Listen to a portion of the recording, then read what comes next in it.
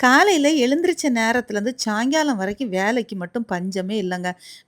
வேலை வந்துகிட்டே இருக்கும் பார்த்துக்கோங்க. ஆனா வந்து இந்த ராத்திரி சாப்பாடுன்னு ஒண்ணு இருக்கு பாருங்க. எவ்வளோதான் பகல்ல அவ்ளோ வேலை செஞ்சாலும், இந்த ராத்திரி நேரம் கிச்சன்ல போய் நின்னு சமைக்கிறது வந்து ஒரு பெரிய கஷ்டமாவே இருக்கும் எனக்கு.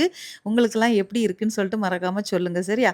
பகல்ல எத்தன கூட்டு, கறி வைக்கணும்னாலும் வச்சுருவேங்க. ஆனா ராத்திரி மட்டும் வைக்கிறதுக்கு கொஞ்சம் எப்பவுமே சோம்பேறித்தனமாவே இருக்கும். இன்னைக்கு அப்படிதான் பார்த்துக்கோங்க. பயங்கர மழை வேற. என்னடா சமைக்கலாம் அப்படின்னு இருக்கிறப்ப, வீட்ல வந்து காலையில உள்ள ஆப்ப மாவு இருந்துச்சு. என்ன சட்னி வைக்கலான்னு யோசிக்கும்போது, வீட்டுக்காரங்களுக்கு ஒரே ஒரு ஃபோன் போட்டேன்.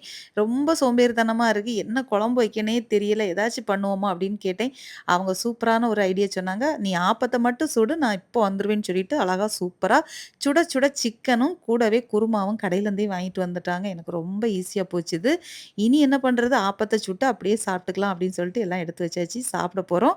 நீங்களும் இந்த மாதிரி பண்ணியிருக்கீங்களான்னு மறக்காம கமெண்ட்